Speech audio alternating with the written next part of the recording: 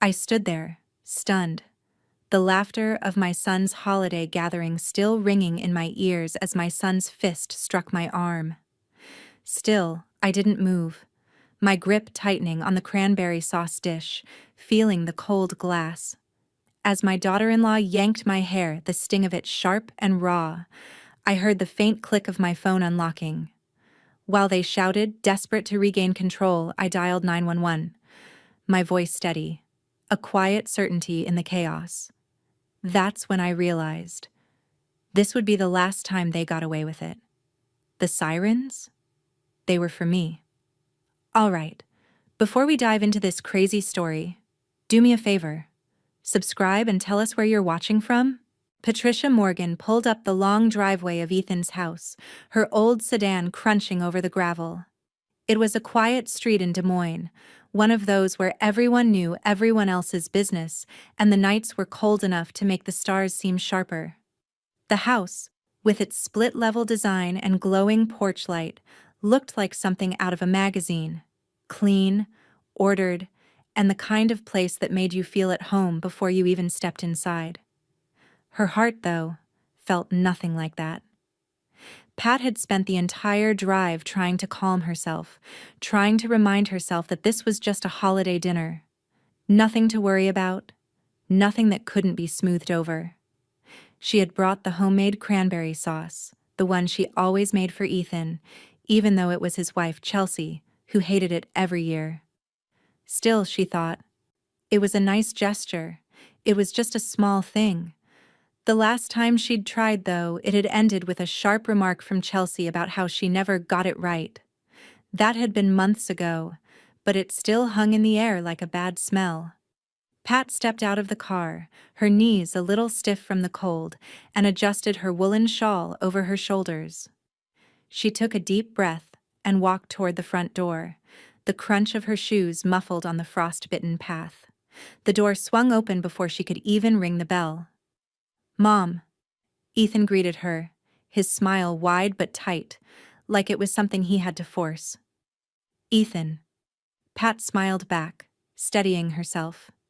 She wasn't sure why she was always so nervous around him, but it seemed harder and harder to ignore. He stepped aside, and she made her way inside. The scent of roasted turkey and simmering vegetables hit her immediately. A few guests lingered near the kitchen island, chatting quietly. Everything looked festive. So normal. Too normal. Chelsea was the first to approach her, eyeing Pat's gift. "Is this all you got me?" Chelsea's voice had that sharp edge, a little too loud for the calmness of the room. Pat blinked, taken aback. "It's just a small token. I thought you'd like it. Some hand lotion and—" Chelsea cut her off with a dismissive wave. "Hand lotion? You don't even know what brand I use. You know, I can't use anything with lavender. It messes with my skin." Pat felt her throat tighten but kept her expression neutral. "I thought you'd like the scent. I'm sorry, I'll remember next time." Chelsea gave her a tight-lipped smile and turned away without another word. Pat's fingers gripped the edge of the dish she had brought, the cranberry sauce sitting like a reminder of how little she seemed to matter anymore. Ethan's voice broke through the low murmur of conversation. "So, how's the retirement life, Mom? Enjoying the peace and quiet?" "Quiet's good," Pat answered, keeping her tone steady.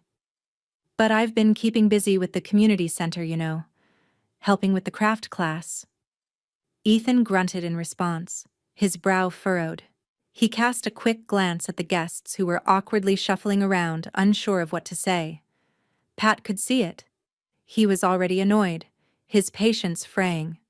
The tension in the room wasn't exactly subtle, but no one spoke up. It was always like this. Those moments when the silence was just as loud as words, when you could feel things building and no one dared to diffuse it. "Can I ask what's for dinner?" Pat ventured, trying to ease into a neutral conversation. She wasn't trying to stir anything up, just trying to break the suffocating silence, but it only took that simple question to set Ethan off. "What? You can't see the food on the table?" His voice was too sharp. a snap in his tone that made Pat's stomach tighten. "Are you really that clueless, Mom?" Pat's eyes widened slightly, a flicker of shock flashing across her face. The guests went silent, looking at one another, but no one stepped in. "Let's just eat," Chelsea said, her voice too sweet, as though she were trying to overcompensate for the tension already thick in the air. But there was no escaping it. Ethan's anger was already boiling over. Before Pat could say anything else, he was there, his hand moving too quickly for her to react. The punch hit her upper arm like a heavy blow, sending a sharp pain through her. The sound of it, flesh hitting flesh, seemed to echo in the room, too loud, too raw. A stunned silence descended over the gathering. Guests froze, eyes wide, mouths hanging open. Chelsea immediately lunged forward, grabbing Pat by the hair, pulling her head back so violently that Pat felt her neck snap. She couldn't suppress the gasp that escaped her lips, but she didn't fight. She stood there, her back straight, even as pain shot through her scalp. The world outside of that moment seemed to blur away. No one moved. No one said anything. Pat took a deep breath, the air colder than before, but steadying her, making her focus. She didn't scream. She didn't retaliate. She simply stood there for a long, drawn-out moment, feeling Chelsea's fingers digging into her hair. Then, without a word, she straightened, and without a glance at anyone else in the room, she turned and walked toward the front door. The air outside was biting, sharp with winter, but it was clear. Clearer than anything inside the house. She didn't even flinch as she reached into her pocket for her phone. 911, what's your emergency? The voice on the other end was calm, impersonal. I need help, Pat said, her voice steady, unwavering. My son, my daughter-in-law, they've attacked me. The cold night air hit Patricia like a slap in the face as she stepped into the driveway. Her heart thudded in her chest, but her hands were steady as she pulled out her phone. The harsh light from the porch lamp cast long shadows across the frozen lawn, and for a moment, everything seemed impossibly quiet. The house behind her buzzed with tension, muffled voices, the sound of shuffling feet. But all she could hear was the steady, unshakable rhythm of her breath. Don't think. Just do. Her thumb hovered over the screen as she scrolled to 911, her fingers colder than she realized. She took another deep breath, inhaling the sharp bite of winter, and hit the call button. The phone rang once, twice, and then the dispatcher picked up. Her voice was calm, impersonal, like the voice of someone who heard these kinds of calls every day. 911, what's your emergency? I need help, Pat said, her voice clear, each word carefully measured.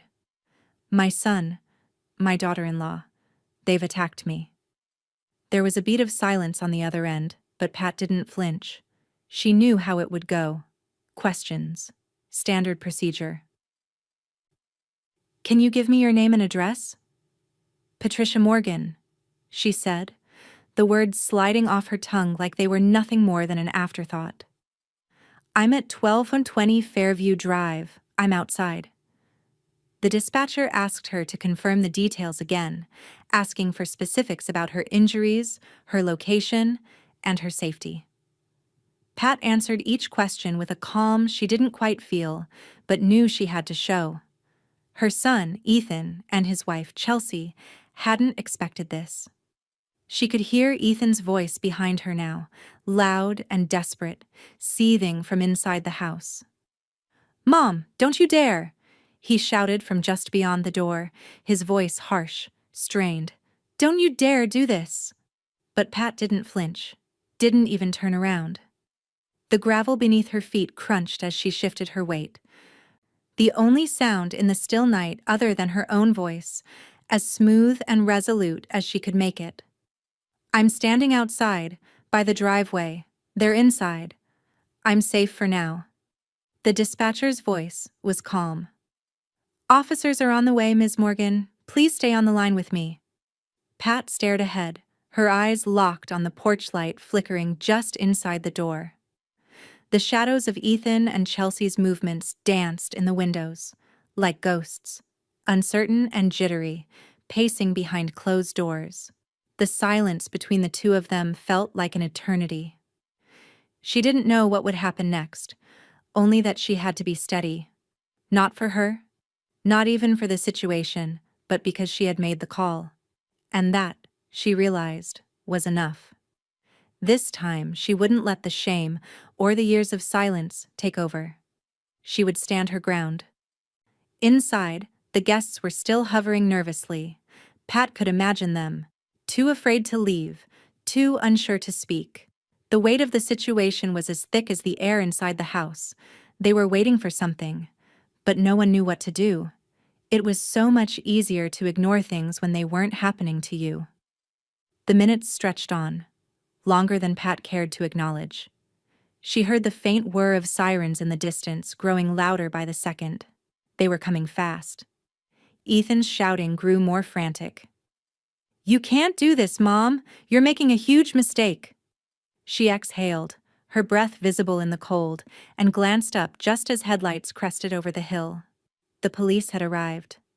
The squad car rolled up to the curb with a smooth screech of tires, the officers stepping out quickly, their movements efficient and practiced. Two of them made their way toward her, while a third headed for the front door of the house. Ethan appeared in the doorway just as the first officer reached Pat, his eyes wide and burning with fury. "Get off my property!" Ethan yelled, his hands clenched into fists at his sides. His body was stiff, vibrating with rage, but there was something else too. A flicker of uncertainty, of fear, that Pat could almost taste in the air between them. One officer stepped forward, his voice low and firm. "Sir, step aside.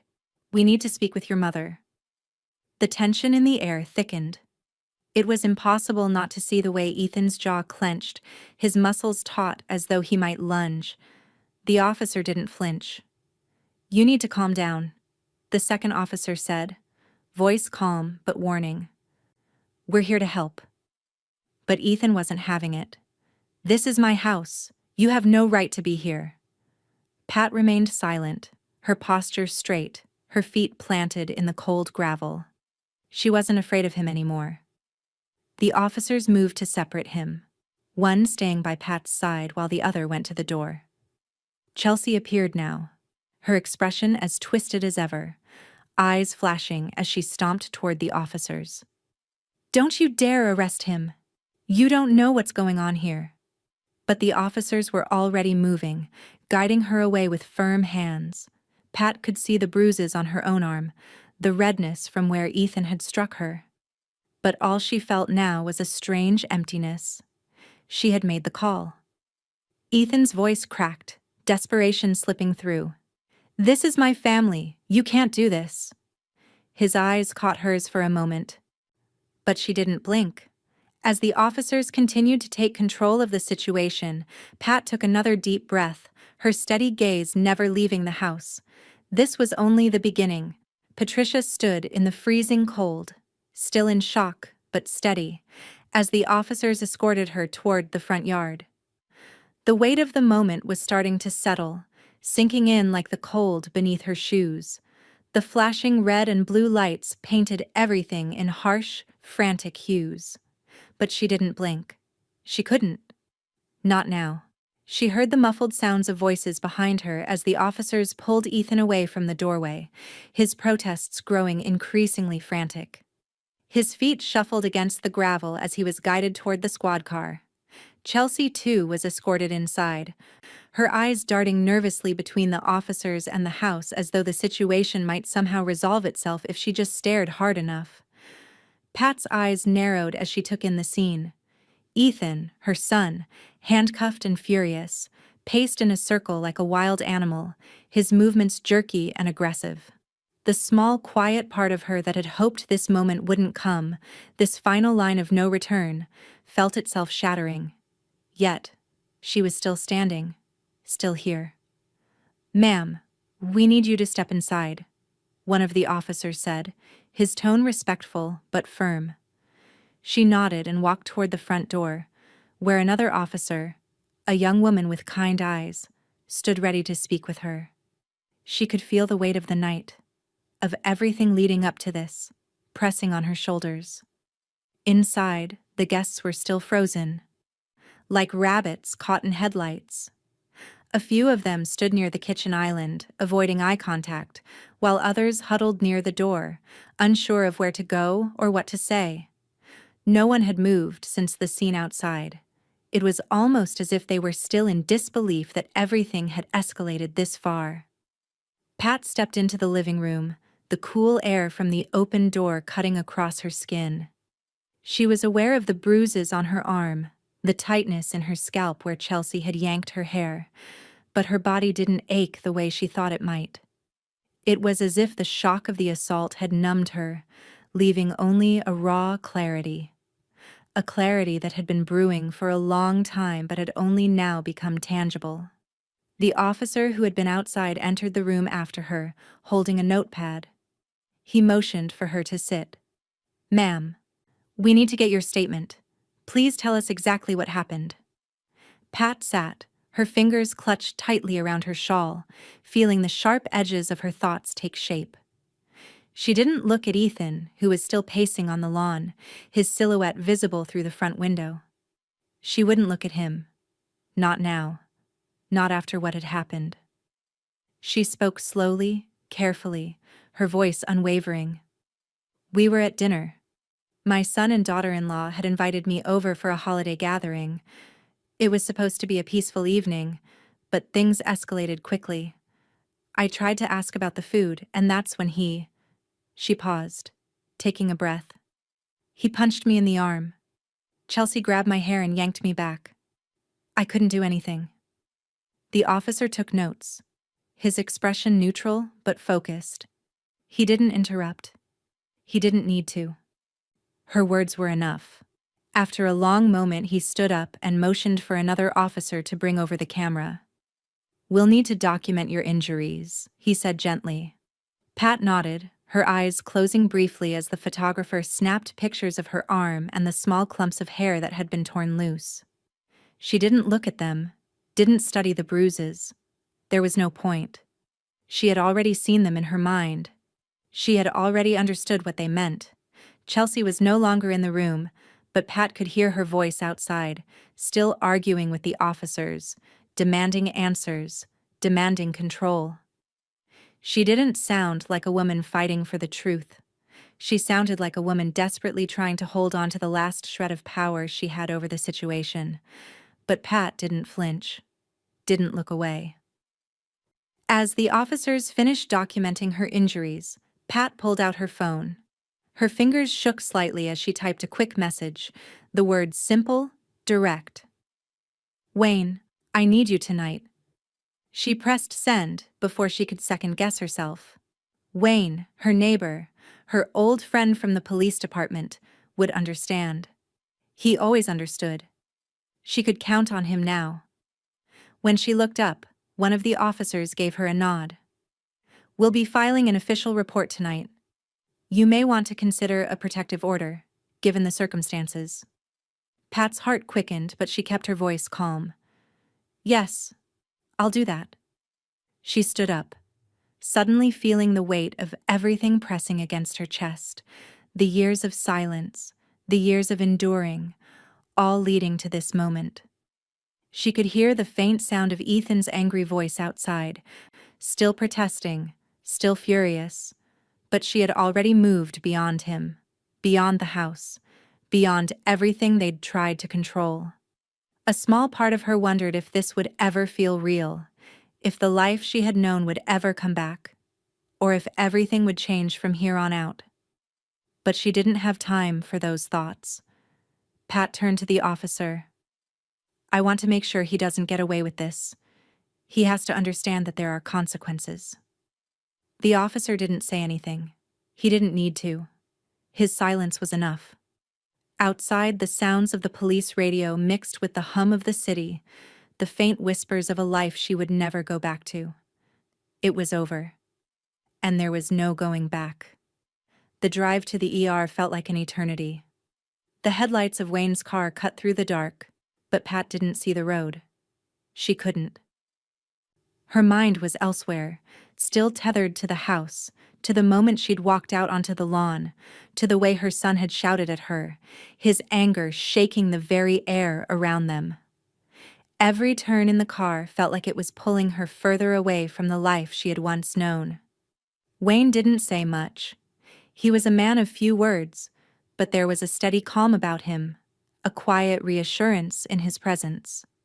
His grip on the steering wheel was firm, his posture relaxed, but Pat could tell by the occasional glances he shot her way that he wasn't fooled. He knew how much this had shattered her. "You did the right thing," he said softly, breaking the silence. Pat didn't reply immediately. She didn't know how to. How could she? She'd never imagined it would come to this. Never imagined her own son, the boy she'd raised, could do something like this. She'd spent the last hour in the sterile white light of the ER, letting the doctor document the bruises on her arm and the patches of hair that had been pulled out. The pain had set in only after the adrenaline had worn off, sharp, throbbing, and dull all at once. The doctor had been kind, but there was a certain professionalism in his eyes that told her he had seen this kind of thing before. Pat didn't want to be seen like this. But here she was, vulnerable, raw, exposed. And no matter how hard she tried to push the thought away, it kept returning. She had never been truly safe, not in her own home, not with her own family. Wayne's voice pulled her out of her thoughts. "They can't do this to you, Pat. You don't owe them anything." She looked at him, his profile outlined by the dashboard light. He wasn't looking at her now, keeping his focus on the road, but she could hear the conviction in his voice, like the words were meant for both of them. "You don't owe them anything," he repeated, as if he needed to remind her, as if the weight of those words would somehow help her understand the gravity of what was happening. Pat closed her eyes for a moment. I've spent so many years trying to keep things together. Not just for Ethan, but for all of us. And now it's all falling apart." Wayne didn't respond immediately. Instead, he pulled into her driveway, the car's headlights flashing across her quiet home. He parked and cut the engine, but neither of them moved for a moment. There was no hurry to face the mess waiting inside. Finally, Wayne turned to her. "What do you need, Pat?" Pat blinked, the question cutting through her fog of exhaustion. "I need to figure out what I've been blind to for all these years," she whispered. "I need to gather everything that ties Ethan to my life, my finances, my will.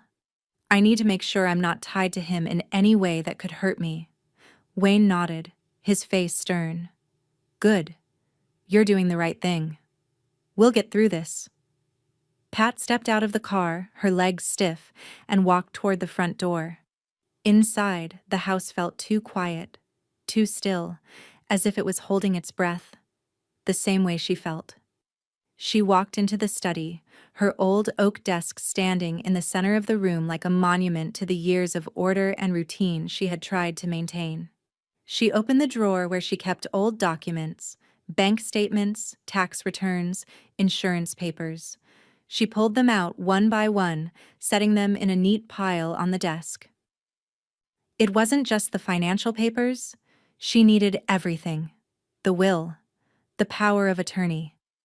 Everything that tied her to Ethan.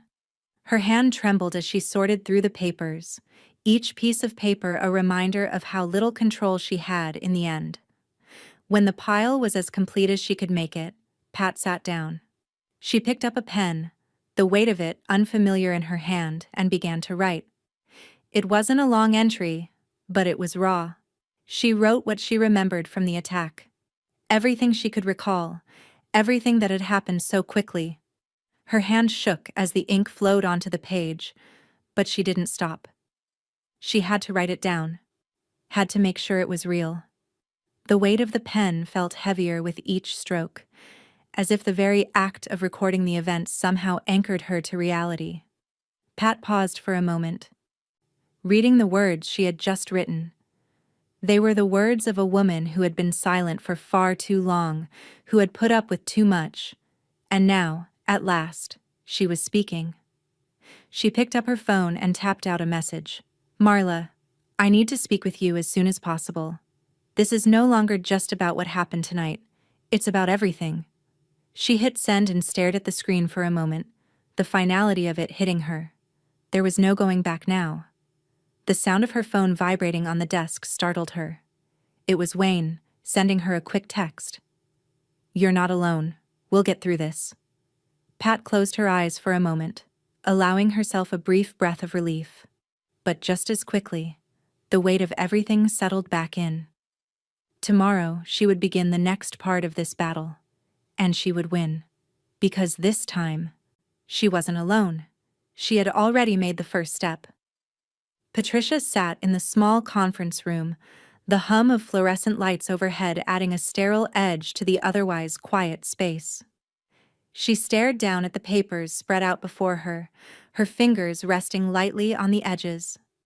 Marla Jensen, the attorney she had called earlier that morning, was seated across from her, methodically flipping through police reports and photographs. Her calm demeanor was a stark contrast to the chaos Pat had left behind at her son's house. Marla had already reviewed the police reports, but each page seemed to carry more weight now that it was real. This was not some distant possibility. This was happening. There was no more pretending. Everything's in order, Marla said after a long moment, her voice low and measured. These photos are compelling. The officer's report, along with your statement, gives us a solid foundation. I know this isn't easy, Pat, but we'll make sure Ethan and Chelsea are held accountable. Pat nodded but didn't speak. The words felt foreign on her tongue. She hadn't realized until now just how much she'd been holding back. All these years, all the pain and frustration had been buried beneath a facade of normalcy. She'd kept quiet because for too long, she believed it was easier to endure than to fight. But that had changed the moment she walked out of Ethan's house. The moment she dialed 911, she had already begun to fight. Now, about the protective orders, Marla continued, flipping to another sheet of paper. We can file for an emergency protective order immediately. It will bar Ethan and Chelsea from contacting you, and they will be required to stay a set distance away. This is important for your safety, and it's the first step in making sure this doesn't escalate further. Pat's chest tightened at the thought of Ethan and Chelsea being formally restrained from her life, but she didn't flinch. It was a necessity now. She had to protect herself. Her body, her mind, her future. Yes, Pat said, her voice firmer than she expected. I'll sign. Marla slid the paperwork toward her, a series of forms that would change everything. Pat picked up the pen, its weight suddenly overwhelming in her hand, and signed the first document. Each stroke felt like a final severing of a bond she'd tried for too long to preserve. Now, we'll also need to draw up a restraining order, Marla said, pushing another sheet forward. This one will be broader. Keeping them away not just from you but from your property, your finances, any other assets that might be at risk. We'll need to make it clear that both Ethan and Chelsea have no access to your personal affairs, starting immediately. Pat's heart was pounding in her chest, but she didn't hesitate. I'll sign it, she said, her voice steady, though it trembled slightly with the weight of the decision. Her pen hovered over the page, the finality of it sinking in with each passing second. She signed again, and it was done. Marla nodded as she reviewed the document, ensuring everything was in place.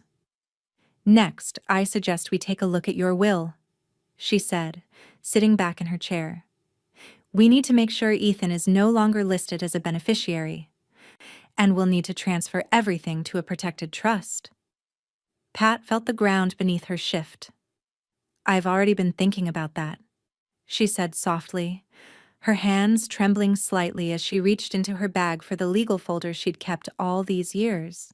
She pulled out the old, faded will, the one that had once been a symbol of the life she'd built with Ethan, the life she thought they would share. Her eyes flicked to the name she had once trusted so completely. Ethan Morgan. She didn't even pause before she crossed his name out, her hand steady as she rewrote it. Aiden, her grandson, would be the beneficiary now. Aiden deserves more than what they've left him, she murmured, feeling a rush of emotion flood her chest. Her hand lingered over the pen as she wrote Aiden's name in the space where Ethan's had once been. It was a small gesture, but it felt like a reclaiming of everything she had once given up. Marla gave her a thoughtful look as Pat signed the final document. "Good choice," she said. "He's been the one consistent source of comfort for you through all of this.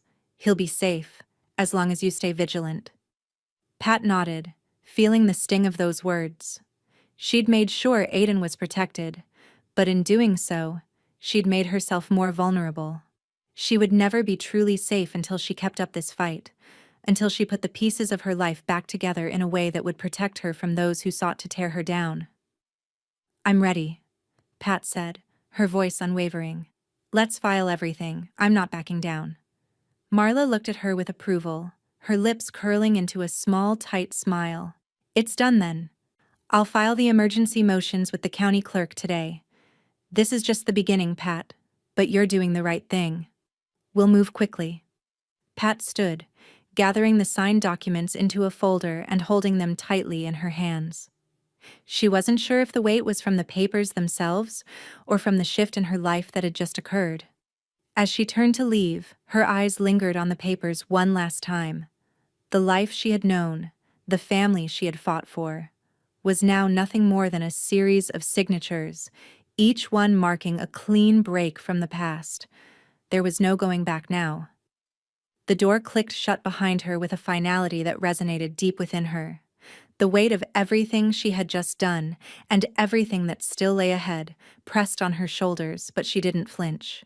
This was her fight now. And she was going to win. Patricia sat at her kitchen table, the sound of her finger pressing the block button on her phone echoing louder than she expected. It felt like the final confirmation that this was really happening, that her son, the person she had cared for and raised, was now someone she had to protect herself from. The screen blinked for a moment before the contact was gone, and Ethan's name no longer flashed on her caller ID. She let out a shaky breath, her thumb hovering over the screen as she scrolled through her call logs. She could still see the dozens of missed calls and messages. He hadn't stopped trying to reach her since that night. Pleading, threatening, sometimes demanding. She knew they were all the same. None of it mattered. She had made up her mind. There was no going back. No more excuses. Pat opened a notebook and wrote down each of Ethan's attempts, the dates, the times, the content of his messages, every detail. She was going to make sure that nothing could be twisted, nothing could be erased. She had to be thorough. Her pen scratched across the page, the ink feeling almost too heavy in her hands, but she didn't stop. Not now.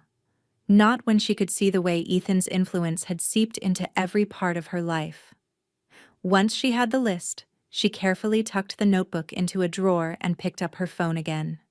She wasn't going to make the mistake of letting him worm his way back into her life, not after everything that had happened. She had to be stronger than that. As if on cue, the faint sound of a doorbell rang through the house.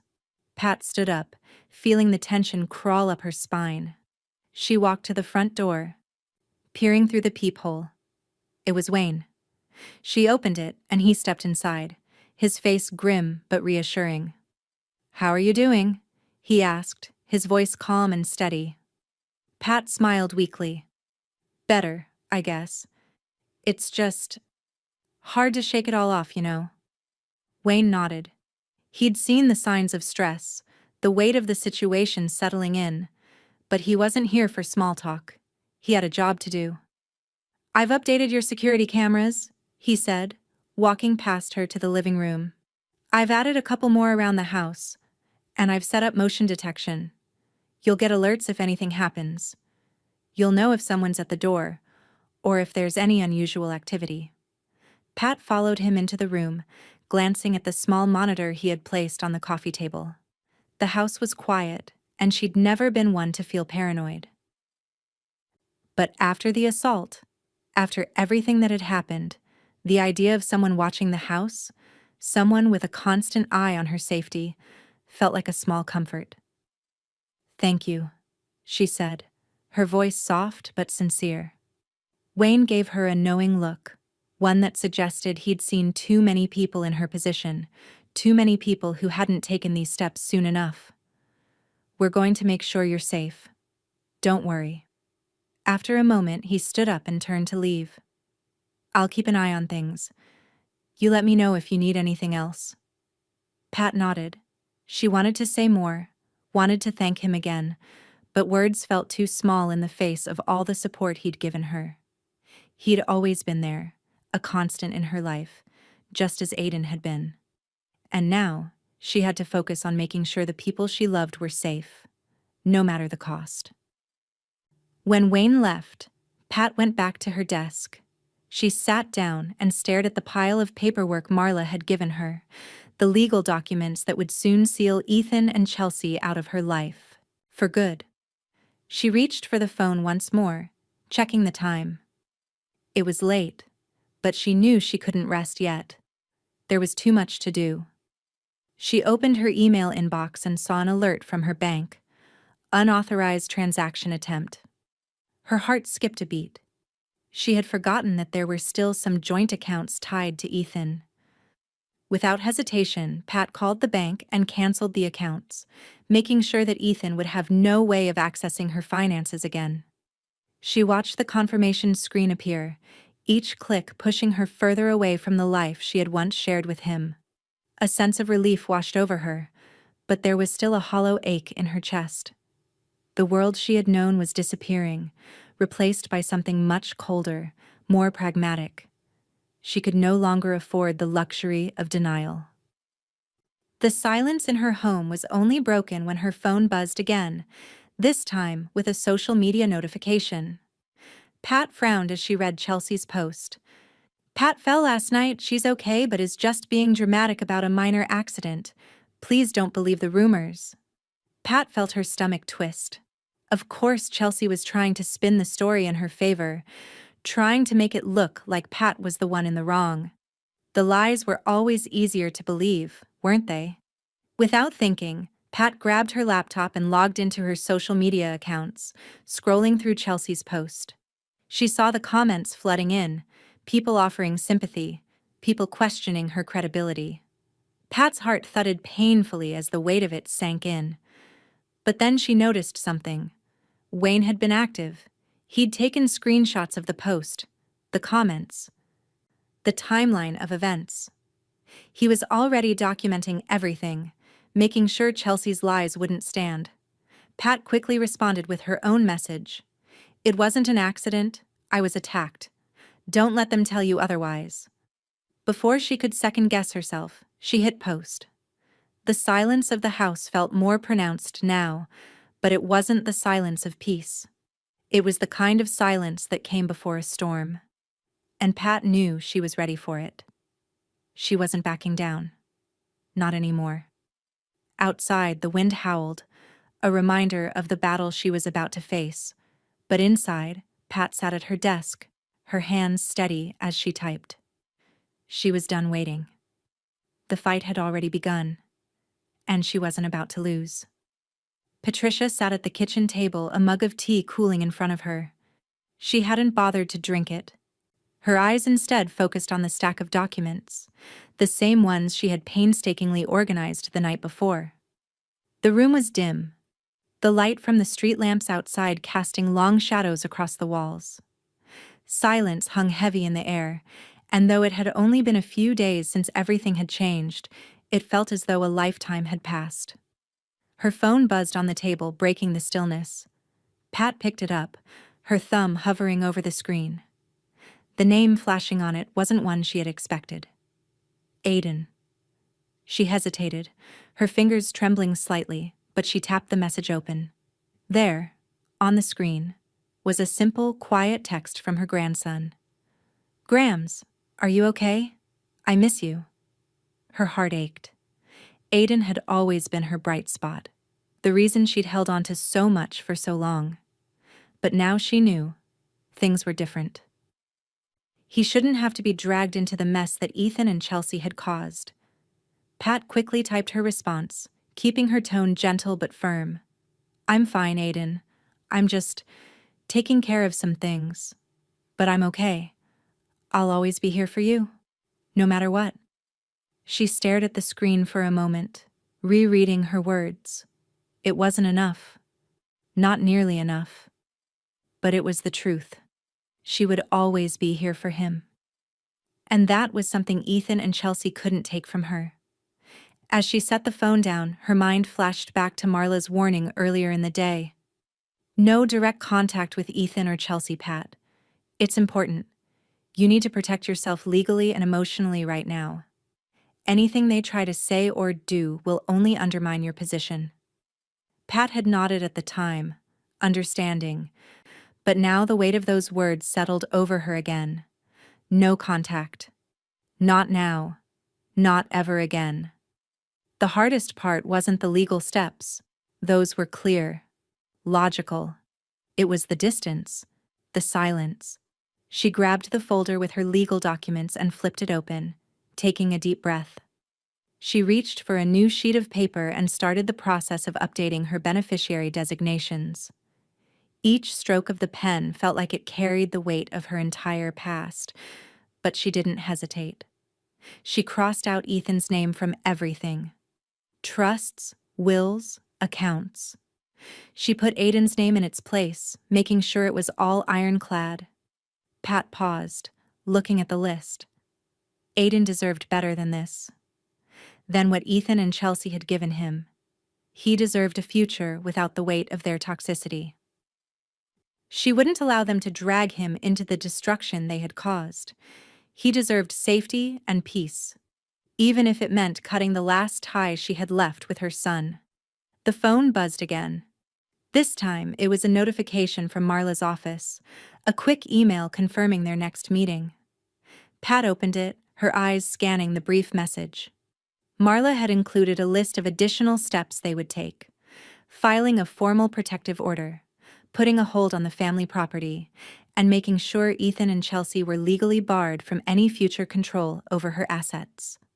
Pat closed the email and glanced at the stack of papers in front of her. She was starting to understand how deep the implications of this would go, but as she sat there, she felt a flicker of something. Calm, steady. She wasn't just taking steps to protect herself anymore. She was reclaiming her life. A knock at the door startled her. She stood up quickly, her heart racing for a brief moment. But when she looked through the peephole, she saw Wayne standing there, his face soft with concern. She opened the door and he stepped inside without a word, his presence reassuring as always. "I thought I'd check in," he said quietly, his voice low but steady. He walked over to the kitchen table where the paperwork was laid out and sat down across from her. "How's it going?" Pat nodded, her eyes flicking to the pile of documents. She hadn't told Wayne about the message from Aiden yet. It was something she wasn't ready to explain, not fully. But Wayne had been there for so long, and he could see the strain in her eyes. "I'm getting through it," Pat replied, her voice even. But there was an unspoken weight in her words. "Aiden, he reached out to me." Her voice faltered slightly. I don't know how to protect him from all of this. How do I keep him safe from them? From Ethan?" Wayne didn't answer immediately. Instead, he stood up, walking over to the bookshelf. He pulled down a thick binder, one she'd put together years ago for safekeeping. "We'll get this all organized," he said. "You don't have to carry it all on your own, Pat. Not anymore. I'm here, and I'll help you make sure Aiden is safe, just like we'll make sure you are." Pat nodded, a lump in her throat, but she didn't speak. She knew what Wayne meant. He wasn't just talking about legalities and paperwork. He was talking about emotional support, the kind that only someone who had been with her through thick and thin could offer. The kind of support she hadn't realized she still needed. Wayne began pulling out more files from the binder, organizing them into a neat stack. The sight of everything coming together, grounded Pat in a way she hadn't expected. It wasn't just about the legal protections. It was about taking control back, piece by piece. "I'll finish this," Pat said finally, her voice steadier than before. She looked at the folder of documents, at the work that still lay ahead. "But I'll need your help, Wayne, to keep it all straight. To make sure Aiden is safe." Wayne smiled softly. "Of course. We'll make sure of it." Pat sat down again, the quiet of the room enveloping her. Her fingers brushed over the stack of papers, and she felt a sense of finality settle in her chest. This was the last step, the last decision, the last piece of her old life that she needed to let go of. But even in the silence, the weight of the future was already pulling her forward, and she wasn't afraid anymore.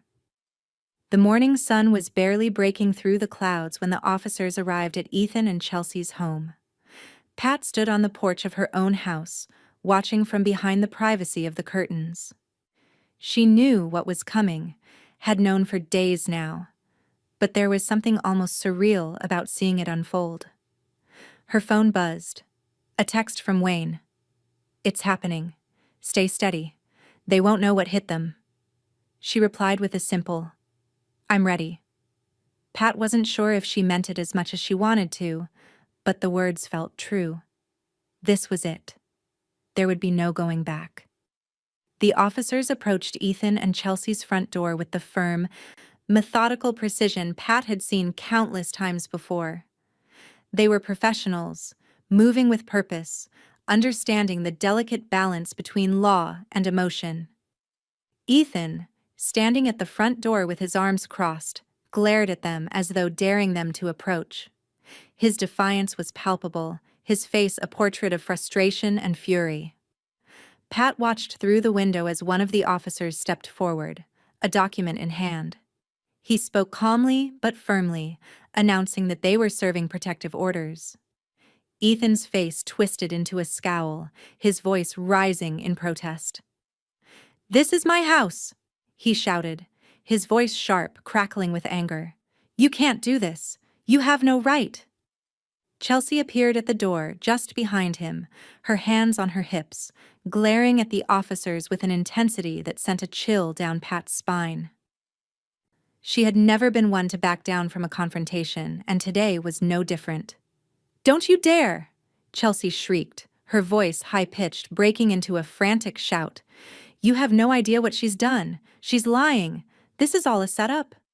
Pat winced at the sound of Chelsea's voice, the panic and anger in it cutting through the quiet of the morning.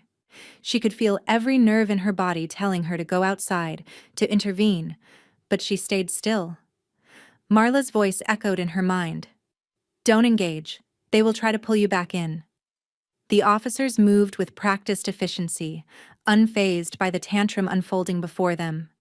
One officer handed Ethan the papers, explaining the terms of the protective orders. Chelsea's eyes narrowed as she grabbed the document, scanning it with disbelief. The second officer addressed her, calmly repeating the same terms. Pat's heart tightened as she watched, knowing how they must be feeling, cornered, helpless, as if the walls were closing in. Then it happened. Chelsea's scream pierced the air, a raw, frantic sound that echoed across the neighborhood. "This is bullshit!" she yelled, her face contorted with rage. "You're taking his side? You can't do this!" Neighbors began to poke their heads out of their doors, phones in hand, already recording the scene unfolding on the lawn. Some of them had known Chelsea and Ethan for years, but Pat knew better than anyone that appearances could be deceiving. She could almost hear the murmurs beginning, questions of who was right and who was wrong, who had the true story. Chelsea's temper boiled over. "She fell, okay?" she screamed to the onlookers, trying to gather some semblance of control over the situation. My mother-in-law is just making things up. You can't believe any of this. She's crazy." The words felt like a slap in the face, each one designed to manipulate the narrative, to paint Pat as the villain. But the damage was already done. The neighbors had seen the police arrive, heard the shouting, witnessed Chelsea's tantrum. Pat could only imagine how the story was already shifting in their minds. Then, as quickly as it had started, Chelsea's rant slowed to a jagged, breathless stop. Pat watched as she crumpled into a heap on the porch, her shoulders shaking in anger. Ethan, for his part, stood there, arms crossed, still bristling with indignation, but even he seemed to be losing his ground. The protective orders had been served. The legal framework that Pat had fought so hard for was now in place. A buzz came through Pat's phone again. This time, it was a notification from social media. Chelsea had already posted about what had happened, calling it an attack on her family, claiming Pat had suddenly flipped and accused them falsely. She played the victim, painting a picture of a woman desperate for attention, too emotional to be believed. Pat shook her head as she read it. The lie was thin, brittle, but dangerous. The one thing she knew for sure was that Chelsea's words, like everything else she had tried to control, would backfire. Wayne had already responded to Chelsea's post, his screenshots captured with expert precision. "I've got it all documented," he had texted Pat earlier. "Every word she writes will be used against her." Pat let out a breath she hadn't realized she was holding, feeling the tension in her chest ease slightly. This wasn't over. Not by a long shot, but every step was one closer to the end. Back inside her home, she sat down in front of the fireplace, her fingers still gripping the phone. The warmth from the fire crackled in the background, a contrast to the cold tension outside. For a long time, Pat simply stared at the screen in silence. The fight was far from over, but she knew one thing for certain. She wasn't alone. She had made her stand. And now, no one could take that from her. The courtroom was cold, its sterile, unforgiving walls closing in on Patricia as she sat in the gallery, the low murmur of voices around her barely reaching her ears. She focused only on the sound of her own breath, steady and deep, as though she could control the rhythm of her heart. This was the next step in her fight, a fight that had already cost her so much. Ethan's lawyer, a tall man with sharp eyes and a firm handshake, sat at the table with a confident air, his dark suit crisp and neat. He was leaning over a pile of paperwork, flipping through it like it was just another case. Pat could see him whispering something to Ethan, who sat across the aisle, his face set in a permanent scowl. His gaze occasionally flicked to Pat, but his eyes were clouded with anger and resentment, refusing to acknowledge the guilt that was seeping through the cracks in his facade. The lawyer cleared his throat, standing up and addressing the judge. "Your Honor," he began smoothly, "my client's position is simple. Patricia Morgan is misremembering events. This whole incident is the result of a misunderstanding, a regrettable fall. There is no physical evidence to support her claim of an assault." Pat's breath caught in her throat. The audacity of his words, so dismissive, so calculating, stirred a knot in her stomach. But she refused to show any sign of weakness. She had been prepared for this moment. She knew exactly how Ethan would try to spin the story, how he would paint her as the confused, paranoid mother, unable to cope with the truth. She sat still, breathing deeply as her lawyer, Marla Jensen, stood up. The woman's demeanor was calm, almost stoic, but Pat could see the fierce determination in her eyes. Marla flipped open a folder, revealing a series of documents. She made eye contact with the judge, her voice firm as she addressed the court. "Your Honor, we have undeniable evidence, police reports, photographs of the injuries sustained by Mrs. Morgan, witness statements from the people who were present during the incident. Not only that, but we have medical records confirming the nature of her injuries. This is not a case of misremembering. This is a case of assault." The words hung in the air, settling heavily in the room. Pat could feel the weight of the moment pressing down on her, but this time, she didn't flinch. Marla continued, pulling up the photographs of Pat's bruises, the hair that had been forcibly pulled from her scalp, the medical documentation from the emergency room. Each piece of evidence was a blow to Ethan's defense, each one stripping away his narrative layer by layer. Ethan's lawyers scoffed, clearly flustered by the overwhelming proof. "This is all circumstantial, a few bruises and some hair, hardly conclusive proof of an assault." But Marla was ready. "Your Honor, we also have the statements of the people who witnessed this event firsthand. They confirm that Mrs. Morgan was attacked in a way that left her physically and emotionally shaken.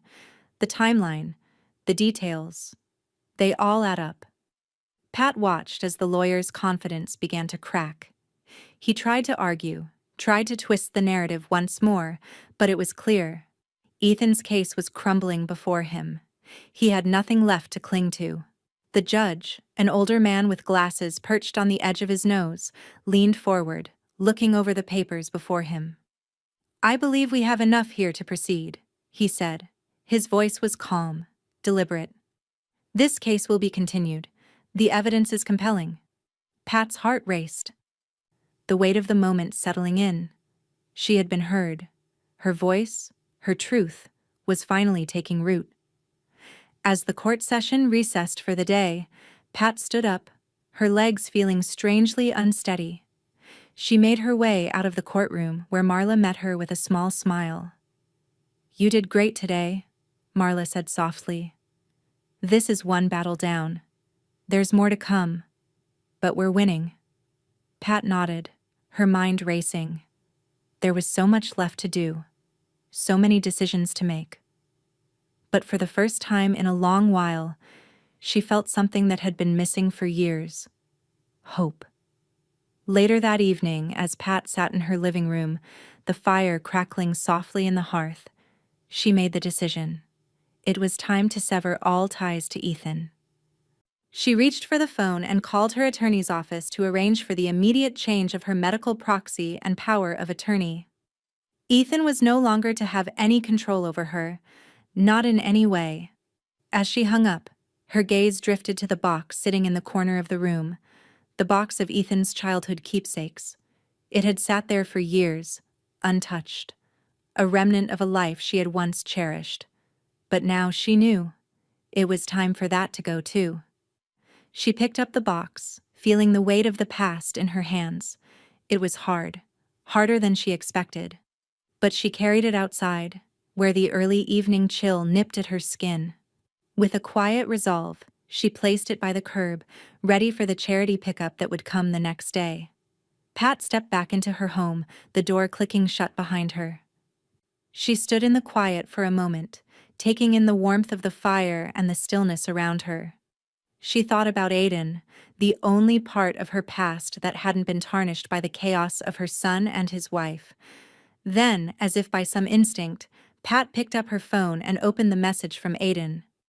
A drawing had appeared, a bright, colorful image of her, standing tall, a shield in her hands, surrounded by a soft, glowing light. Pat smiled softly, tears pricking at the corners of her eyes. Her grandson had always been her light, and now, for the first time, she could see the reflection of that light in herself. The shield was a symbol of strength, of protection, of the battle she had fought and would continue to fight for the people she loved. Pat put the phone down, the fire warming her face. Tomorrow, the next step would begin. But tonight, she was at peace. She had won the first battle, and she wasn't going to lose, not ever again. Patricia sat in the living room, the faint hum of the house around her mixing with the crackle of the fire. It had been a few days since the court session, and though she had made progress, there was still a gnawing tension in her chest. The battle wasn't over. It had barely begun. She reached for her phone, scrolling absent-mindedly through her messages, when her security camera system buzzed on the screen. The sudden alert pulled her back to the present. She swiped to the live feed, her pulse immediately quickening as she saw a figure pacing across the porch. Ethan. Her stomach lurched and her fingers hovered over the phone. The movement was erratic. His pacing, the way his hands shot up in frustration before dropping to his sides again. Pat could see him through the camera, as clear as day, his shoulders tense, his back rigid with anger. He was trying to stay calm, but the energy around him was all wrong. Pat's breath caught in her throat. He shouldn't be here. He was not supposed to be anywhere near her property. With a steadying exhale, Pat stepped back from the phone, her mind racing. He was violating the protective orders. Again. The ones that had been handed to him just days ago. The ones that had already started the legal machinery turning. Ethan's defiance wasn't just a refusal to acknowledge the law, it was an escalation. And now, he was standing on her porch, testing the boundaries of everything she had fought for. She didn't hesitate. Without a moment's doubt, she grabbed the phone and dialed 911. Her heart was pounding in her ears, but her voice was steady as she spoke to the dispatcher. "I need help," she said, her tone clipped, controlled. "My son is on my property, violating a protective order. I need officers here immediately." The dispatcher's voice was calm, professional. "We've received your request, ma'am. Officers are en route. Please stay inside and do not engage with him." Pat's grip tightened around the phone as she watched the feed. Ethan had stopped pacing now, standing still on the porch, his face twisted in frustration. He hadn't seen the camera, but he had seen the house. He knew she was inside. That realization hit her like a shockwave, an uncomfortable sense of exposure that she couldn't shake. He was trying to intimidate her, trying to force a reaction. But Pat wasn't going to give him that. Through the camera, she could see him moving toward the door now. His fist lifted, and for a second Pat thought he might pound on it. But then his hand dropped, and he turned to pace again, back and forth across the porch, muttering to himself. She could almost hear the words, though she knew they weren't meant for anyone but himself. He was angry, desperate, but also deeply aware of his own unraveling. Pat kept her distance, watching, waiting. It was only a matter of time before the officers arrived. She didn't want to be the one to go outside first. She wouldn't give him that satisfaction. Minutes passed like hours. Then, the familiar blue and red lights flashed through the window. Relief surged through Pat, but she didn't let it show. She watched, every muscle in her body tense, as 2 squad cars pulled up to the curb. The officers got out quickly, moving with purpose toward the porch where Ethan stood. Pat didn't have to see more. She already knew the next part. As the officers approached, Ethan's posture stiffened. The fury he had kept under control broke free, his voice rising again. "What are you doing here?" He spat at the officers. "You can't just walk in and—" One of the officers cut him off, his tone firm but calm. "Step back, sir.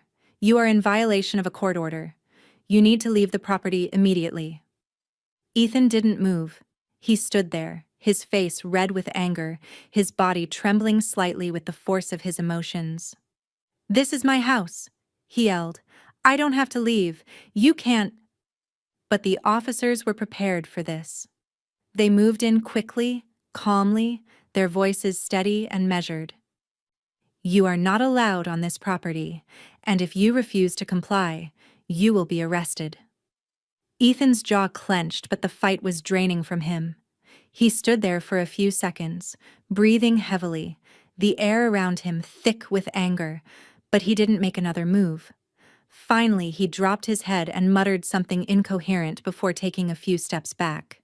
The second officer stepped forward, issuing a stern warning to Ethan.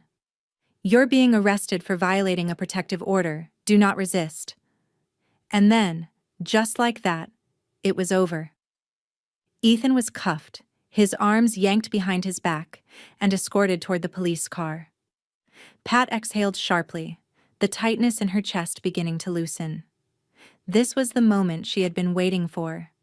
The moment where Ethan would face the consequences of his actions. But it wasn't over yet. Not by a long shot.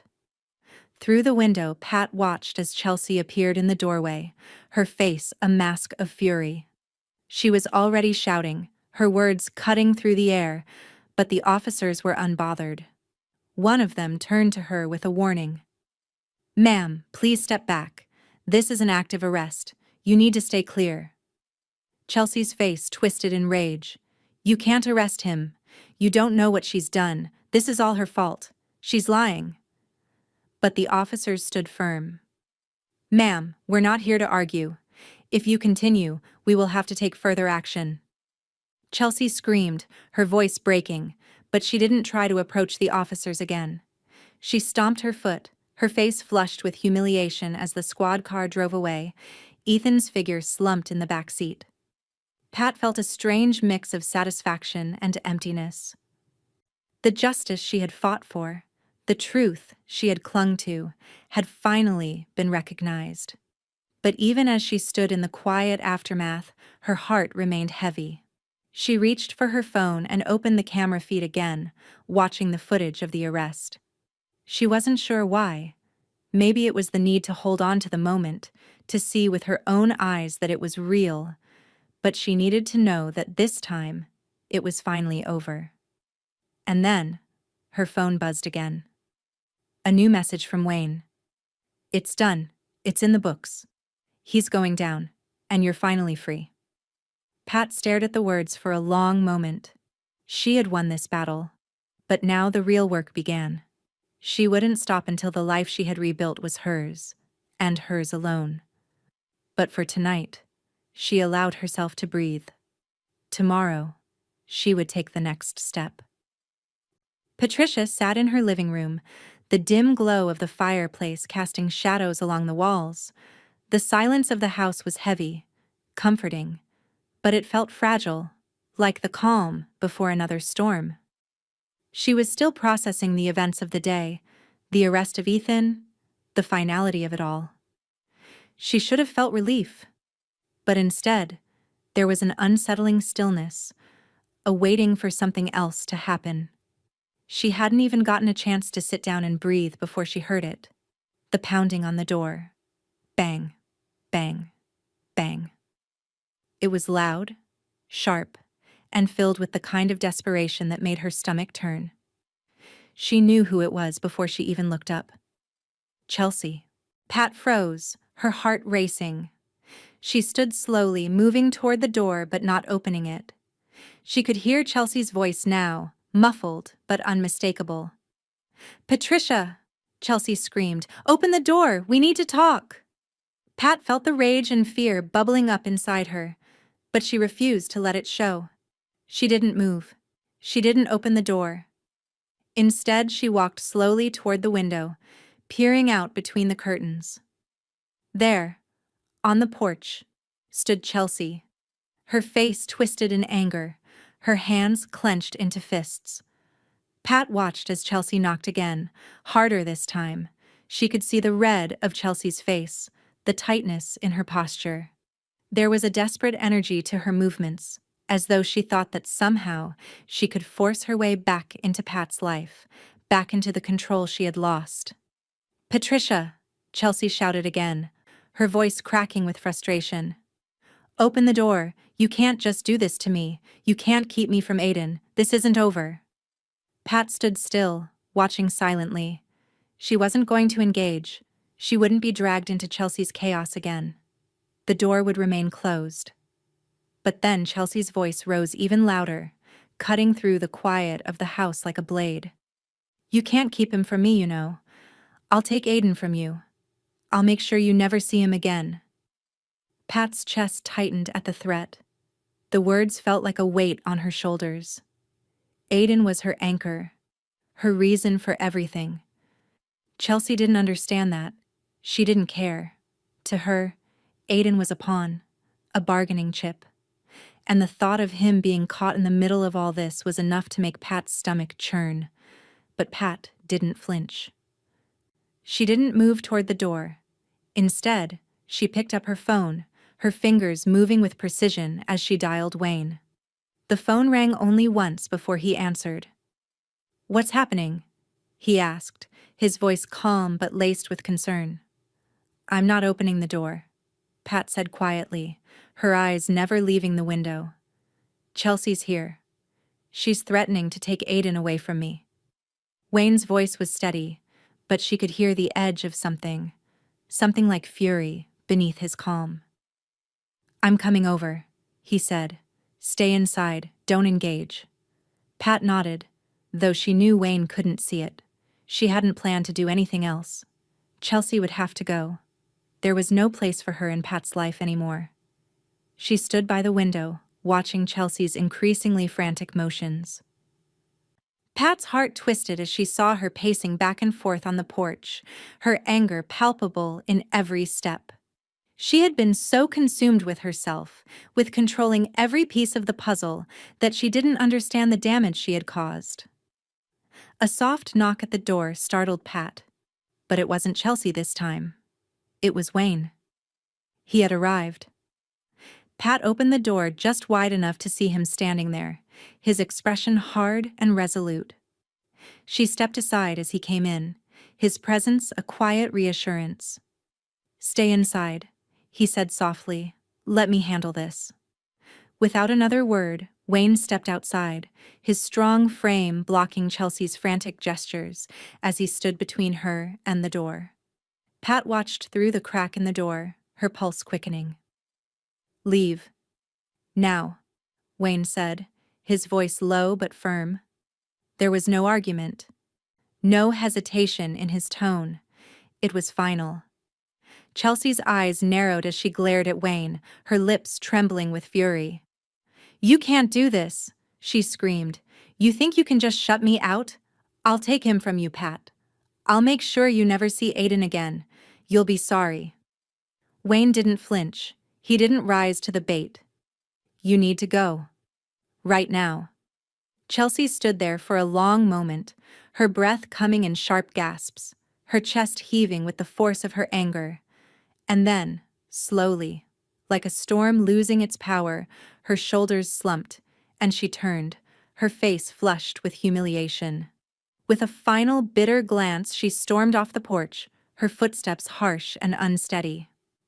Pat watched her retreat down the walkway, her heart still pounding in her chest. She didn't say anything. There was nothing left to say. Wayne turned back to Pat, his face softening as he stepped inside. "It's over," he said simply, closing the door behind him. Pat didn't reply. Instead, she reached for her phone again, her hands steady as she typed out a quick message to Marla. "Chelsea's here. She's threatening to take Aiden. What do I do?" It only took a moment for Marla's response to arrive. "Update your filings. Add additional restrictions. We'll ensure they can't come near Aiden again." Pat nodded to herself. The fight wasn't over, but she was one step closer.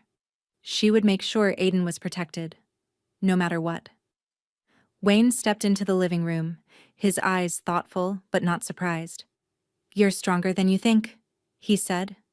Pat smiled, though it was tinged with sadness. "I didn't have a choice."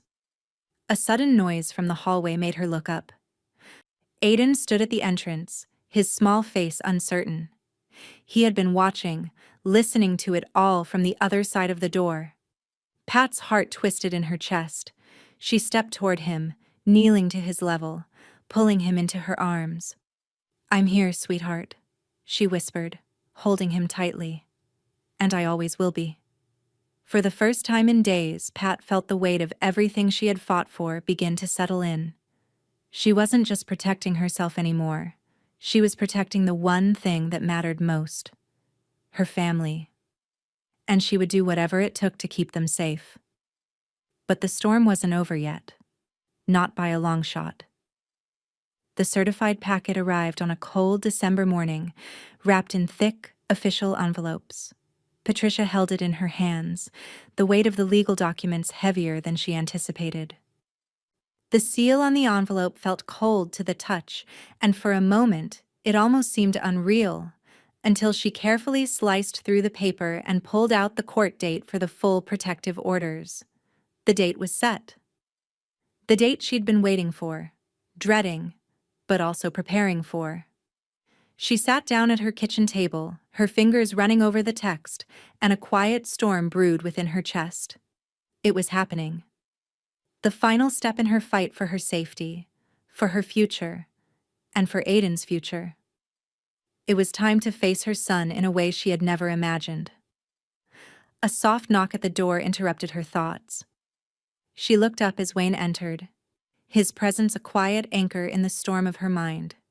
He'd been with her every step of the way, and he wasn't about to let her face this alone. "I got the court date," Pat said, her voice barely above a whisper. Wayne nodded, his expression serious but not unkind. He knew what this meant. "This is it, Pat. It's going to be hard, but you've got this. You're stronger than you think." Pat forced a smile, but it didn't quite reach her eyes.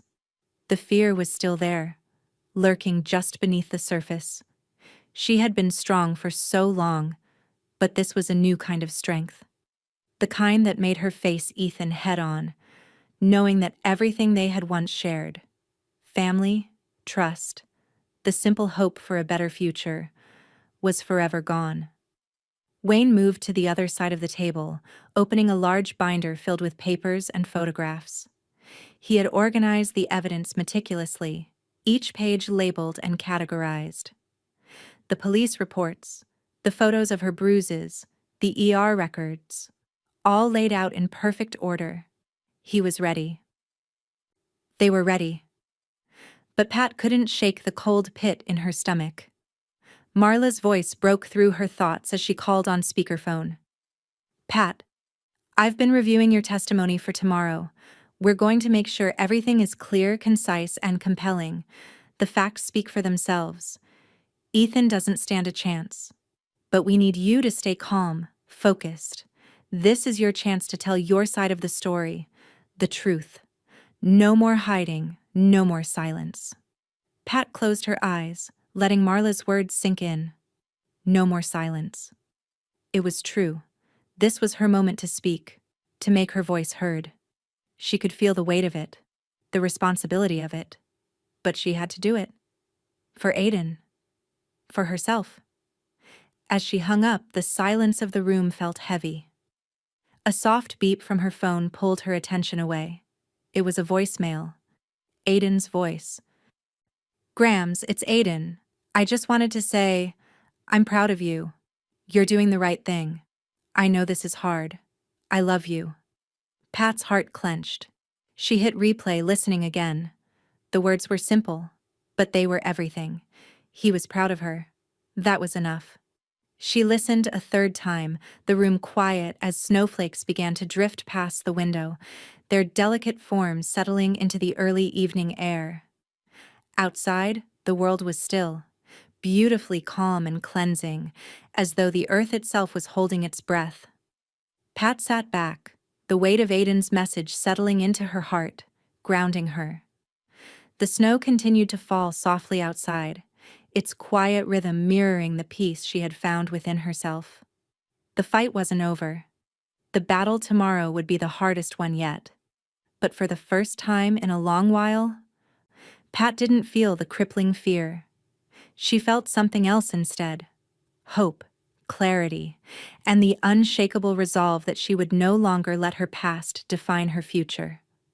She stood up slowly, walking to the window, her hand resting on the cold glass. The snow continued to fall outside, covering everything in a blanket of white.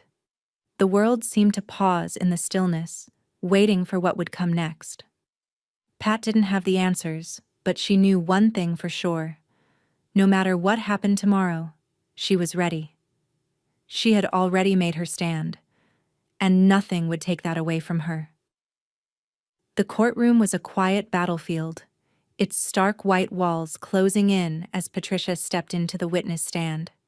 She had rehearsed this moment over and over in her mind, yet standing there, in front of the judge and her son, she couldn't help but feel the weight of the room pressing down on her. She swallowed, steadying her breath. This was her moment. This was where everything she had fought for would be decided. Ethan sat across from her, his face drawn tight with anxiety, his eyes darting to the papers in front of him, as if reading them over and over would change the outcome. Chelsea sat beside him, her body stiff with an energy Pat could feel across the room. The two of them, once family, now looked like strangers, desperate and unprepared. It was impossible to ignore how much they both seemed like they had nothing left to stand on. The tension in the room was palpable, but Pat's gaze remained fixed on the judge. She would not let them see her hesitation. Not now. The judge, a man in his mid-50s, his glasses perched low on his nose, leaned forward slightly, his voice cutting through the still air. "Mrs. Morgan, you may proceed with your testimony." Pat's pulse quickened, but she stood tall. She had worked too hard to be intimidated. "I will tell you exactly what happened," she said, her voice clear and unwavering, "because the truth is not something I can hide any longer." She spoke slowly, methodically, recounting the events of that fateful evening. Every detail, every moment, laid bare. She didn't dwell on the pain or the fear. She simply told the facts. Ethan had struck her. Chelsea had grabbed her hair and yanked her backward. The moment stretched into eternity, but Pat's voice never wavered. She didn't need to make excuses or apologize. She was telling the truth. The silence that followed her testimony felt heavy, but she didn't break eye contact with the judge. The truth was out there now, and Pat knew it was enough. The prosecutor called up the police officers next, the two officers who had arrived that night, who had separated the family, who had photographed Pat's injuries, and who had processed the scene. Their statements were direct, confirming Pat's version of events without hesitation.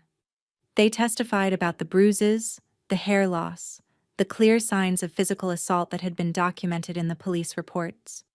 Pat's heart settled a little with each confirming word, each statement reinforcing what she had already said. This was no longer just her word against theirs. This was the law. This was justice. Next came the witnesses. Guests who had been at the dinner, who had seen the entire ordeal unfold. One by one, they stepped forward, offering their testimony. Some had frozen, unable to act in the moment, but all of them confirmed that Ethan had struck Pat, and Chelsea had physically assaulted her. They each recounted what they had seen, not in the dramatic terms that Chelsea had attempted to spin, but in quiet, factual statements. Chelsea's eyes flicked nervously from one witness to another. Her face was pale, her mouth set in a thin line. She knew the tide was turning. She knew there was no getting out of this. Ethan shifted uncomfortably in his seat, his lips tight, his gaze never meeting Pat's. He had fought so hard to maintain control over everything, his family, his home, his life. But now it was slipping away. He had underestimated Pat, and now it was too late. Pat didn't allow herself to feel satisfaction. Not yet. The judge had the final say. And when the time came, she would let the weight of the evidence speak for itself. The judge sat back in his chair, the room falling into an uneasy quiet as he reviewed the paperwork. His glasses glinted in the overhead light as he adjusted them, his eyes scanning the documents in front of him. "I believe," the judge said, his voice firm and steady. "The evidence here is clear. Mrs. Morgan's testimony is supported by the police reports, the medical records, and the testimony of the witnesses." He paused, looking up at both Ethan and Chelsea, his eyes piercing. "The court finds that the protective orders will be made permanent. Mr. Morgan, Mrs. Morgan, You are hereby prohibited from contacting Mrs. Morgan, and the restraining orders will be filed immediately." Pat exhaled, the weight of it sinking into her bones. The fight had been long, and it had drained her. But now, she had won. And nothing could take that away. Marla, who had been sitting quietly in the back, gave a brief nod of approval as the judge's ruling echoed through the room. There was no more legal battle. There was no more negotiating. This was done. The judge's voice broke through her thoughts. "In addition," he continued, "we will also review Mrs. Morgan's estate filings. We'll ensure that her assets are protected, and the changes to her will, as per her request, will be finalized." Pat felt a lump form in her throat. She had made those decisions months ago, but hearing them finalized, hearing them confirmed, made it all feel so permanent. Ethan no longer had a claim to anything, not her property, not her life, not her future. As the proceedings came to a close, Pat turned to Marla, who was already pulling out a new set of papers from her briefcase. The paperwork for the trust had already been set in motion. The change to her will had been made months ago, but now it was real. Pat had taken control. With one final, unspoken promise to herself, she walked out of the courtroom with Marla, her shoulders a little straighter than they had been when she walked in. She was done. Ethan and Chelsea could try to spin their stories all they wanted, but it didn't matter. It was over. Pat walked out of the courthouse with a sense of finality. A new chapter had begun, and in this chapter, she was in control. She had won. Patricia sat at the kitchen table, the morning sun streaming through the windows and casting long shadows across the floor. The world outside was calm, the hustle of the streets muted by the soft blanket of winter snow. It was a new year, a fresh start, and for the first time in a long while, Pat felt the weight of her past lifting. She took a deep breath, exhaling slowly, and ran her fingers across the smooth surface of her life binder. A project she had started years ago, but never had the courage to fully complete. Now, after everything, it was the final piece of her reclaiming what she had lost. The binder, filled with letters to her loved ones, instructions for her future, and memories from a time before her life had unraveled, now felt like the anchor she needed. She had spent hours the past few weeks adding to it, detailing her wishes, securing Aiden's future, and marking the moments of her life that truly mattered. The tasks that had seemed overwhelming before, the ones she'd buried under years of denial, were now manageable. Simple even. Pat had become the keeper of her own story. She smiled softly as she added the final note to her binder. "For Aiden, when he's ready." The words felt like a promise to never let him carry the weight of her struggles, a promise to protect him, just as she had fought for her own life. It was more than a binder. It was a map to the future she had fought for. It was her life, reclaimed. The front door opened with a soft creak, and Pat turned to see Wayne standing in the doorway, his presence as steady and reassuring as always. He had been with her every step of the way, and now, as she reached the end of this chapter, he was still here. "You're up early," he said with a knowing smile, taking in the scene, the quiet, the light, the completed binder. He stepped inside, carrying a small, carefully wrapped box in his hands. Pat looked up from the table, her heart swelling with a quiet kind of joy. "I'm starting to think I can breathe again," she said softly, her eyes meeting his. Wayne placed the box down gently on the table. "I'm glad to hear that," he said, his voice warm but with an edge of something deeper. He reached for the box and unwrapped it slowly, revealing a small silver pocket watch. It was simple, elegant, with delicate engravings along the sides. Pat blinked, her breath catching in her chest. "It's beautiful," she whispered, her fingers grazing the cool surface of the watch. Wayne smiled, a small but knowing smile. It's for the time you've regained, for everything you've won, for everything you can now do for yourself. Pat turned the watch over in her hands, her eyes tracing the intricate design. Time, she thought. The concept had always been so elusive to her. For years she had let it slip away, letting the fear of losing her family, of losing control, consume her. But now, for the first time in so long, she was taking time back for herself.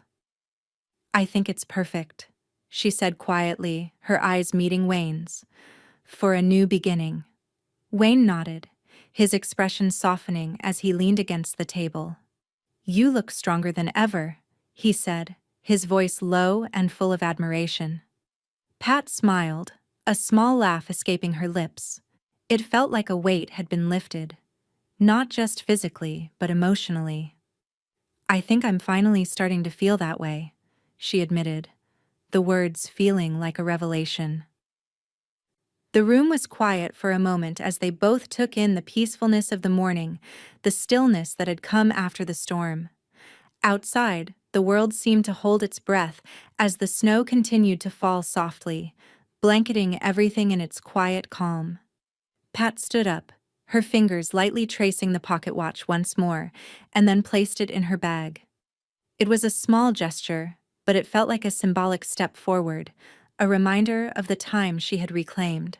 She stepped toward the window, the snow now a full-blown flurry outside, and paused for a moment, her eyes tracing the path of a single snowflake drifting slowly to the ground. Everything outside felt different now. The world seemed softer, quieter, as though it too was waiting for something new. She turned to Wayne. I'm going to start teaching the craft class at the community center next week, she said, her voice lighter than it had been in years. And I've been thinking about picking up the piano again. Wayne's eyebrows raised slightly. The piano? Pat chuckled. Yes, it's been years, but I think it's time. Wayne's smile widened. I think that sounds perfect. Pat laughed softly, the sound rich with relief. She wasn't just surviving anymore. She was living. She was finally living for herself. The snow fell outside, the world quiet and still, and Pat knew, with absolute certainty, that this was the beginning of the rest of her life. She had reclaimed it, and now it was hers to shape. The soft hum of the auditorium, the rustle of programs, and the buzz of excited voices filled the air as Patricia entered, her steps slow but steady. She could feel the familiar weight of the evening, but this time it didn't feel as heavy. Her chest didn't tighten with anxiety. The looming specter of Ethan and Chelsea no longer haunted her thoughts. She had moved beyond that.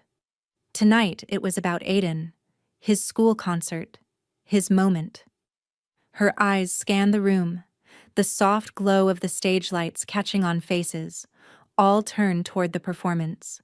There, in the back, Ethan and Chelsea stood apart, like shadows, isolated by the court orders that had been their undoing. Ethan's gaze flicked briefly to her, but there was nothing in his eyes, no recognition, no hint of the son she had known. Just a hollow stare, as if he had lost everything but couldn't yet admit it to himself. Pat's heart fluttered as she spotted Aiden, standing near the front of the group, looking for her in the sea of faces. When he saw her, his face lit up like the sun breaking through clouds. He broke from the group, rushing down the aisle with the energy of a child who had been holding in his excitement all evening. Pat's breath caught in her throat as he reached her, his small arms wrapping around her waist.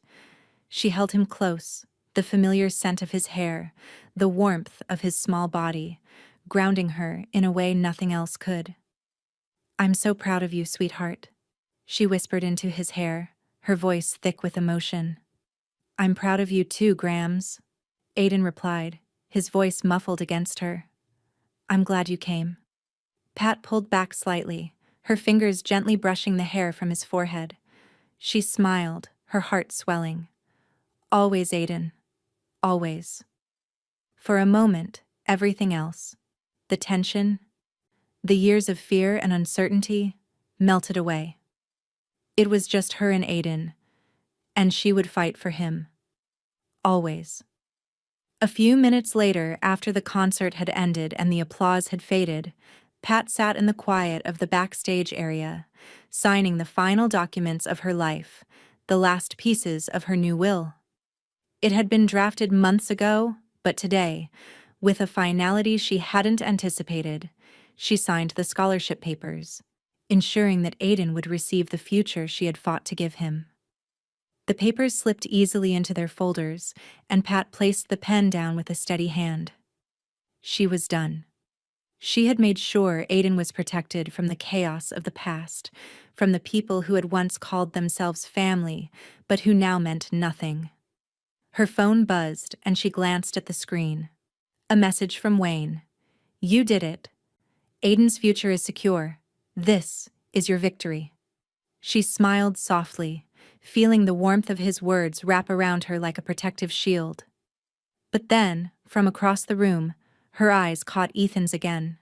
He stood by the exit, his arms crossed, the weight of everything that had been lost pulling him down. His expression was unreadable, but his eyes, those eyes, were the eyes of a man who had come to the painful realization that the world he once thought he controlled had slipped from his grasp. The family he had tried to dominate had broken free. Pat's gaze didn't waver. She didn't flinch. The years of hurt, the years of manipulation no longer held sway over her. She had fought for her voice, for her dignity, and for Aiden's safety. Ethan had lost the privilege of her attention long ago. He had chosen his path. And now he would have to live with the consequences. She stood slowly, her spine straight, her heart light. With one last purposeful glance at Ethan and Chelsea, separated, diminished, and powerless, Pat walked out of the auditorium. The door closed behind her with a soft click, the sound reverberating in the quiet night. The snow had begun to fall again, a gentle dusting over the world outside, soft and cleansing. The street was peaceful, empty. For the first time, Pat felt the weight of her decisions settle into place, a quiet confidence filling the spaces where fear had once lived. She didn't look back. They punched, they pulled, she thought, her breath visible in the crisp winter air. But 911 handled the moment. I handled the rest. And for the first time in a long time, she walked forward without looking back. The future stretched wide and full of possibilities.